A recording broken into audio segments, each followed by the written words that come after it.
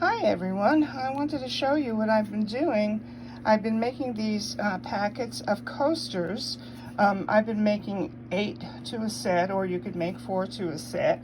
And I've chosen a fabric that kind of blends in with the other pattern. And I tie it with a bow, and I think this is a beautiful and very practical gift. So what you do is you cut squares that are 6 inches by 6 inches.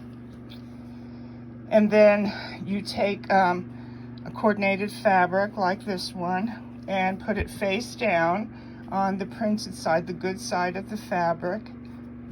And then you take a piece of, this is kind of fluffy interfacing. It's not very thick, but it's got a nice fluffy texture to it.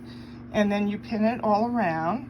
You take it to your sewing machine and you sew it all around, but leave a gap of 2 to 3 inches, I guess. 2 inches is plenty, I think, so that you can turn it.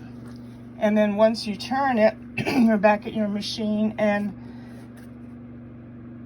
you are going along each edge like that, and then making a nice X in the middle just to keep it nicely in place.